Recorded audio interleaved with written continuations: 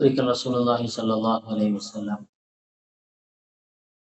മക്കയിലെ വളരെ പ്രമുഖരായ ചില വ്യക്തികളുമായി സംസാരത്തിലായിരുന്നു. സ്വല്ലല്ലാഹു അലൈഹി വസല്ലം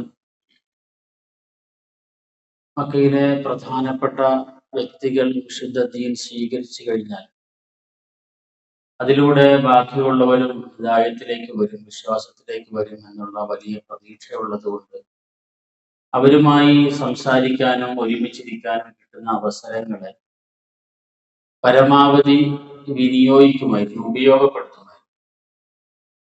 അങ്ങനെ അവരുമായി സംസാരിച്ചുകൊണ്ടിരിക്കുന്ന സമയത്ത് ഉത്ബത്ത് bin റബീഅ, ഷൈബത്ത് bin റബീഅ, Amr bin Hisham അഥവാ അബൂജഹല് തുടങ്ങിയ പ്രമുഖരായ പലരും ആ കൂട്ടത്തിലുണ്ടെന്നാണ് ചരിത്രത്തിൽ നിന്ന് മനസ്സിലാക്കാൻ കഴിയും. ആ സമയത്ത് അന്ധനായ ഒരു സഹാബി അങ്ങോട്ടേക്ക് കടന്നു. നബി സല്ലല്ലാഹു അലൈഹി വസല്ലമയ്ക്ക് ഈ സഹാബിയുടെ വരവ് ഒരൽപ്പം അസ്വസ്ഥതയുണ്ടാക്കി. കാരണം വളരെ പ്രധാനപ്പെട്ട ആൾക്കാരാണ് ഇരിക്കുന്നത്. അവരുടെ ഇടയിലേക്ക് ഇദ്ദേഹം കയറി വരുമ്പോൾ ഒരുപക്ഷെ ഇവർക്കതൊരു ഇഷ്ടക്കേടായി. അങ്ങനെയാണെങ്കിൽ അവര് സദസ്സിൽ നിന്നും ഇറങ്ങി പോകാൻ സാധ്യതയുണ്ട്. അപ്പോൾ ഇവരുമായിട്ട് ദീനിയായ വിഷയങ്ങൾ സംസാരിക്കാനും അവരെ ദഅവത്ത് ചെയ്യാനും കിട്ടിയ അവസരം നഷ്ടപ്പെട്ടു പോകുമല്ലോ എന്നാണ് നബി സല്ലല്ലാഹു അലൈഹി വസല്ലം തങ്ങൾ ആലോചിച്ചത്. അതുകൊണ്ട് ആ വ്യക്തിക്ക് റസൂല് വല്ലാതെ മുഖം കൊടുത്തില്ല. ഈ സമയത്താണ് വിശുദ്ധ ഖുർആനിലെ ചില ആയത്തുകൾ അവതരിക്കുന്നത്. അബസ വതവല്ല അൻ ജാഅഹുൽ അഅമ വമാ യുദ്രീക ലഅല്ലഹു യസ്സക്ക എന്ന് തുടങ്ങി നബി സല്ലല്ലാഹു അലൈഹി വസല്ലമയുടെ ആ സമയത്തെ നിലപാടിനെ വിമർശിച്ചുകൊണ്ടാണ് ആയത്ത് വന്നത്. അബസ വതവല്ല, നബി സല്ലല്ലാഹു അലൈഹി വസല്ലം മുഖത്ത് അതൃപ്തി പ്രകടിപ്പിച്ചു. ആ അന്ധനായ സഹാബിയിൽ നിന്നും മുഖം തിരിക്കുകയും ചെയ്തു. അൻജാഹുൽ അഅമ, ഒരു അന്ധനായ മനുഷ്യൻ കടന്നു വന്നപ്പോൾ അല്ലാഹു തആല ചോദിക്കണം നബിയോട്, വമാ യുദ്രീക ലഅല്ലഹു യസ്സക്ക, എന്തിനാണ് ഒരു മനുഷ്യനെ അവഗണിച്ചത്? എന്തിനാണ് അദ്ദേഹത്തിന് മുഖം കൊടുക്കാതെ മാറിയത്? ഒരുപക്ഷെ അദ്ദേഹമായിരിക്കാം ഒരു വിശുദ്ധ ജീവിതം സ്വീകരിക്കുന്ന ആൾ. അദ്ദേഹത്തിനായിരിക്കാം താങ്കളുടെ തസ്കിയത്തിന്റെ വാക്കുകൾ കൂടുതൽ ഉപകാരപ്പെടുക. അപ്പൊ ആരിലാണ് നന്മ ഉണ്ടാകുന്നതെന്ന് അങ്ങക്കറിയില്ലല്ലോ. അതുകൊണ്ട് ആ മനുഷ്യൻ വന്നപ്പോൾ അവഗണിച്ച് മാറരുതായിരുന്നു. ഔ യദ്ദക്കറു ഫതൻഫഅഹു ദിക്റ, അല്ലെങ്കിൽ നൽകപ്പെടുന്ന ഉപദേശം സ്വീകരിക്കുന്നയാള് ഒരുപക്ഷെ ആ കയറി വന്ന സാധുവായ മനുഷ്യനായിരിക്കാം. നിങ്ങൾ പ്രാധാന്യം കൊടുത്ത് വർത്തമാനം പറഞ്ഞിരുന്ന ആൾക്കാര് കുറെ നേരം വർത്തമാനം പറഞ്ഞ് ഒന്നും പരിഗണിക്കാതെ ഒന്നും ചെവിക്കൊള്ളാതെ ഇറങ്ങിപ്പോകാം. ആ വന്ന മനുഷ്യൻ ഒരുപക്ഷെ നല്ലൊരു വിശുദ്ധ ജീവിതം സ്വീകരിക്കാനും സാധ്യതയുണ്ട്.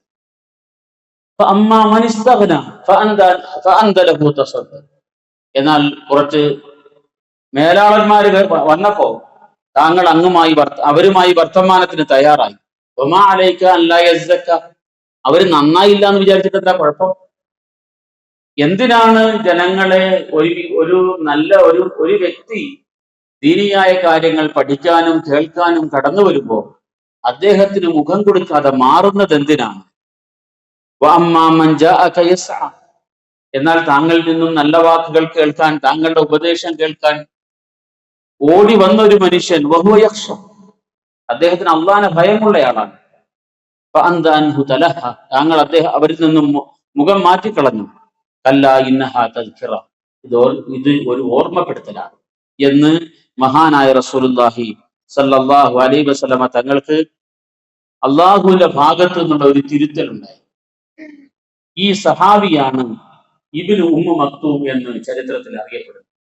അന്ധനായിരുന്നു, വളരെ ചെറിയ പ്രായത്തിൽ തന്നെ അന്ധനായി.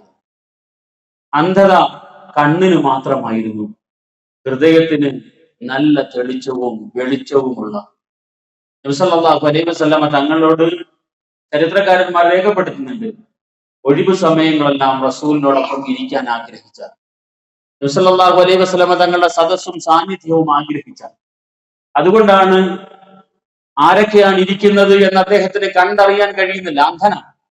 അതുകൊണ്ട് റസൂൽ സല്ലല്ലാഹു അലൈഹി വസല്ലമ തങ്ങളുടെ അടുക്കൽ അദ്ദേഹം കടന്നു വന്നത് അതുകൊണ്ടാണ്.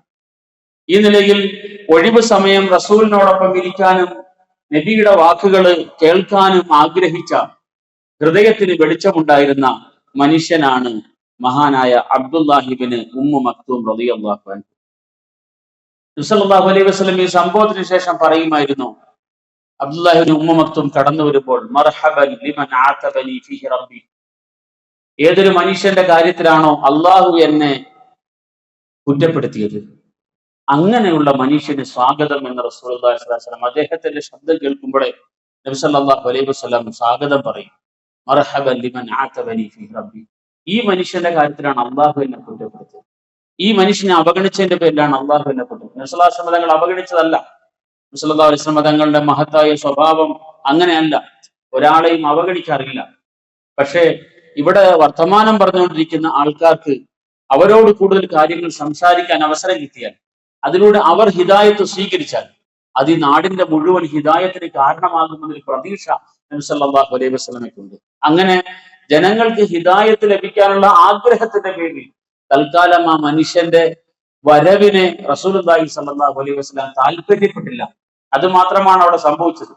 പക്ഷേ നബി സല്ലല്ലാഹു അലൈഹി വസല്ലം തങ്ങൾ ഇദ്ദേഹത്തെ സംബന്ധിച്ച് പറയുന്നത് ഇങ്ങനെയാണ്, മർഹബൻ ലിമൻ ആതബനി ഫീഹി റബ്ബി, എന്ന് വെച്ചാൽ നബി സല്ലല്ലാഹു അലൈഹി വസല്ലം തങ്ങളുടെ ഒരു പ്രവർത്തനത്തെ തിരുത്തിക്കൊണ്ട് ആകാശത്ത് നിന്നും നിർദ്ദേശം വരാനും മാത്രം പാകപ്പെട്ട ഒരു വ്യക്തിയായിരുന്നു ഇബ്നു ഉമ്മു മക്തൂം. മറ്റൊരു സന്ദർഭത്തിൽ ജിഹാദിന്റെ ആയത്തിറങ്ങി. ആ സമയത്ത് ഇബ്നു ഉമ്മു മക്തൂം റളിയല്ലാഹു അൻഹു ജിഹാദിന്റെ ആയത്ത് രേഖപ്പെടുത്തുന്ന സമയത്ത് ആ സ്ഥലത്തുണ്ട്. അപ്പോൾ ഇബ്നു ഉമ്മു മക്തൂം പറഞ്ഞു, എന്നെ പോലുള്ളവർ എങ്ങനെയാണ് ജിഹാദ് ചെയ്യുക? യുദ്ധത്തിന് പോകാൻ എനിക്ക് കഴിയില്ലല്ലോ, ഞാൻ അന്ധനാ.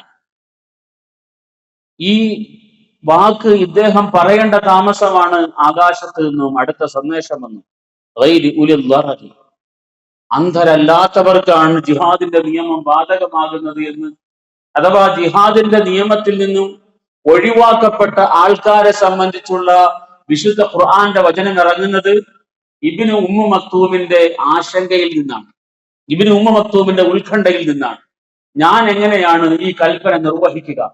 അന്ധനായ എനിക്ക് ഇത് സാധ്യമല്ലല്ലോ എന്ന് ഇബ്നു ഉമ്മു മക്തൂം റളിയല്ലാഹു അൻഹു ആലോചിച്ചപ്പോൾ, അതിനെ സംബന്ധിച്ച് സംസാരിച്ചപ്പോൾ, അള്ളാഹുവിന്റെ ഭാഗത്ത് നിന്നും അത്തരക്കാരെ ഒഴിവാക്കിക്കൊണ്ട് അടുത്ത നിർദ്ദേശം വന്നു. എന്ന് വെച്ചാൽ അള്ളാഹു സുബ്ഹാനഹു വ തആല ഈ അന്ധനായ സഹാബിക്ക് വേണ്ടി സംസാരിച്ചിട്ടുണ്ട്. ഒരു പ്രാവശ്യമല്ല, ഒന്നിലേറെ പ്രാവശ്യം ഈ അന്ധനായ സഹാബിക്ക് വേണ്ടി അള്ളാഹു സുബ്ഹാനഹു വ തആല സംസാരിച്ചു. അത്രത്തോളം മഹത്വമുള്ള, നേരത്തെ പറഞ്ഞതുപോലെ കണ്ണിൽ ഇരുട്ട് കയറിയെങ്കിലും മനസ്സിന് സമ്പൂർണമായി വെളിച്ചമുണ്ടായിരുന്ന ഒരു മഹാനാണ് അബ്ദുല്ലാഹിബ്നു ഉമ്മു മക്തൂം റളിയല്ലാഹു തആല. നബി സല്ലല്ലാഹു അലൈഹി വസല്ലം അദ്ദേഹത്തെയാണ് അധികമായി മദീനയുടെ ചുമതല ഏൽപ്പിച്ചിരുന്നത്. അദ്ദേഹം അന്ധനാണെങ്കിൽ തന്നെ എല്ലാ കാര്യങ്ങളിലും സമർത്ഥനായിരുന്നു, കാര്യശേഷിയുള്ള വ്യക്തിയായിരുന്നു എന്നാണ് ഈ സംഭവത്തെ അടിസ്ഥാനപ്പെടുത്തിയിട്ട് പണ്ഡിതന്മാർ രേഖപ്പെടുത്തുന്നത്. മക്ക വിട്ട് റസൂലുള്ളാഹി, മദീന വിട്ട് നബി സല്ലല്ലാഹു അലൈഹി വസല്ലം യാത്ര ചെയ്യുന്ന സമയത്ത്, ഒന്നായി സഹാബാക്കളെയും കൂട്ടി യാത്ര ചെയ്യുന്ന സമയത്തെല്ലാം അധികവും മദീനയുടെ ചുമതല നബി സല്ലല്ലാഹു അലൈഹി വസല്ലം ഏൽപ്പിക്കുക ഇബ്നു ഉമ്മു മക്തൂമിനെ. ദീർഘമായ യാത്ര ചെയ്ത് ദീർഘമായ ഒരു കാലാവധി നബി സല്ലല്ലാഹു അലൈഹി വസല്ലം മദീനയിൽ നിന്നും മാറിയ ഒരു സമയമാണ് തബൂക്ക് യുദ്ധത്തിന്റെ സമയം. അത് മക്കയിൽ നിന്നും അങ്ങ് ഷാമിലേക്ക്, സിറിയ വരെയുള്ള യാത്ര, റോം വരെയുള്ള യാത്രയാണ്. തബൂക്ക് യുദ്ധത്തിന്റെ സംഭവം ഖുർആൻ തന്നെ രേഖപ്പെടുത്തുന്ന പല സ്ഥലങ്ങളിൽ പ്രതിപാദിക്കുന്നുണ്ട്. ദീർഘമായ യാത്രയുണ്ടായിരുന്നു. കുറെ നാളുകൾക്ക് ശേഷമാണ് നബി സല്ലല്ലാഹു അലൈഹി വസല്ലം മദീനയിലേക്ക് മടങ്ങിയെത്തിയത്.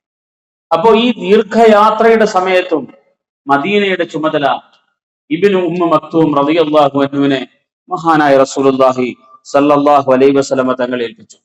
അപ്പോൾ അന്ധനായിരുന്നു, പക്ഷേ കാര്യശേഷിയിൽ അദ്ദേഹം മറ്റു ആരെക്കാളും ഒട്ടും പിറകിലായിരുന്നില്ല എന്നാണ് ആ ചരിത്രത്തിൽ നമുക്ക് മനസ്സിലാക്കാൻ. ഖാദിസിയ്യ യുദ്ധം ഉമർ റളിയല്ലാഹുവിന്റെ കാലഘട്ടത്തിൽ വളരെ നിർണായകമായ, റോമുമായി നടന്ന വളരെ നിർണായകമായ ഒരു പോരാട്ടമാണ് ഖാദിസിയ. ഉമർ റളിയല്ലാഹുവിന്റെ നിർദ്ദേശം, മദീനയിലുള്ളവർ, ആയുധം സ്വന്തമായി കയ്യിലുള്ളവരെല്ലാം യുദ്ധത്തിന് പോകണമെന്ന്. അങ്ങനെ എല്ലാവരെയും മദീനയിൽ നിന്നും ഖാദിസിയയിലേക്ക് ഉള്ള യുദ്ധത്തിന് വേണ്ടി ഒരുമിച്ച് കൂട്ടിക്കൊണ്ടിരിക്കുക. വലിയ ഒരു യുദ്ധമായിരുന്നത് കൊണ്ട് തന്നെ വലിയ ചർച്ചയും അതിനെ സംബന്ധിച്ച് നടന്നു. ഉമർ റളിയല്ലാഹു അൻഹു നേരിട്ട് തന്നെ ആ സൈന്യത്തെ നയിക്കണം എന്നുള്ള അഭിപ്രായങ്ങളൊക്കെ ഉണ്ടായ യുദ്ധമാണിത്. സഅദ് ബിൻ അബി വഖാസ് റളിയല്ലാഹു അൻഹു ആണ് ആ സൈന്യത്തിന് നേതൃത്വം കൊടുത്തത്. ഈ യുദ്ധത്തിൽ മഹാനായ ഈ അന്ധൻ പങ്കെടുത്തു. ഖാദിസിയ യുദ്ധം. അദ്ദേഹം ഇസ്ലാമിക സൈന്യത്തിന്റെ പതാക കൊടി പിടിച്ചിരുന്നത് ഇബ്നു ഉമ്മ മക്തും റളിയല്ലാഹു അൻഹു. അന്ധനാണെങ്കിലും ഷഹാദത്തിനോടുള്ള ഒരു ആഗ്രഹം അദ്ദേഹത്തിന്റെ മനസ്സിൽ, ദീനിന്റെ മാർഗത്തിൽ രക്തസാക്ഷിയാകണമെന്നുള്ള ആഗ്രഹം അദ്ദേഹത്തിന്റെ മനസ്സിലുണ്ടായി. അതുകൊണ്ട് ഖാദിസിയ യുദ്ധത്തിൽ പോകാൻ തയ്യാറായി. അദ്ദേഹം ആ സമയത്ത് തമാശ രൂപത്തിൽ പറഞ്ഞു എന്നാണ്, കൊടി ഞാൻ പിടിക്കാം, ഞാൻ അന്ധനായതുകൊണ്ട് എങ്ങോട്ടും ഓടുകയല്ല, എന്നെ നിങ്ങൾക്ക് വിശ്വസിക്കാം, ഞാൻ അവിടെ തന്നെ ഉണ്ടാവും, നിങ്ങൾ എവിടെ കൊണ്ടുപോയി നിർത്തുന്നോ അവിടെ തന്നെ ഞാൻ ഉണ്ടാവും, എന്നെ വിശ്വസിക്കാം എന്ന് അദ്ദേഹം പറഞ്ഞു. ആ സൈന്യത്തിൽ കൊടികളിൽ ഒന്ന് ഇബ്നു ഉമ്മു മക്തൂം റളിയല്ലാഹു അൻഹുവിന്റെ കയ്യിൽ തന്നെ സഹാബാക്കൾ കൊടുത്തു. വിശ്വാസപൂർവ്വം ഇബ്നു ഉമ്മു മക്തൂം റളിയല്ലാഹു അൻഹു, അന്ധനായ മനുഷ്യൻ, ഒന്നും അറിയാതെ പടക്കളത്തിന്റെ നടുവിൽ ഒരു കൊടിയും പിടിച്ചുകൊണ്ട് ഉറച്ചു നിന്നു. ആ യുദ്ധത്തിൽ അദ്ദേഹം മനസ്സുകൊണ്ട് ആഗ്രഹിച്ചതുപോലെ ഷഹാദത്ത് വരിക്കുകയും ചെയ്തു. ഇങ്ങനെ അന്ധനായിരുന്നിട്ടും ഭൗതികമായ കഴിവുകൾ ഒരുപാടുണ്ടായിരുന്ന, മനസ്സുകൊണ്ട് ഇസ്ലാമിനെ സ്വീകരിച്ച, മനസ്സ് നിറയെ വെളിച്ചമുണ്ടായിരുന്ന, അവസാനത്തെ ആഗ്രഹമായ ഷഹാദത്ത് അന്ധതയോടുകൂടി നേടിയെടുത്ത ഒരു വലിയ ചരിത്രമാണ് മഹാനായ സഹാബി അബ്ദുല്ലാഹിബ്നു ഉമ്മു മക്തൂം റളിയല്ലാഹു അൻഹുവിൻ്റെത്. നബി സല്ലല്ലാഹു അലൈഹി വസല്ലം തങ്ങളുടെ ഭാര്യയായ ഖദീജ റളിയല്ലാഹു അൻഹയുടെ ഉമ്മയുടെ സഹോദരിയുടെ മകൻ കൂടിയാണ്. ആ നിലയിൽ നബി സല്ലല്ലാഹു അലൈഹി വസല്ലമയ്ക്ക് അദ്ദേഹവുമായി ഒരു ബന്ധവും കൂടെയുണ്ട്. അല്ലാഹു സുബ്ഹാനഹു വ തആല സഹാബാക്കളുടെ ജീവിതം പഠിക്കാനും ജീവിതത്തിൽ പ്രാവർത്തികമാക്കാനും നമുക്ക് തൗഫീഖ് ചെയ്യട്ടെ. വആഖിറു ദഅവാനാ അൽഹംദുലില്ലാഹി റബ്ബിൽ ആലമീൻ. അസ്സലാമു അലൈക്കും വറഹ്മത്തുള്ളാഹി.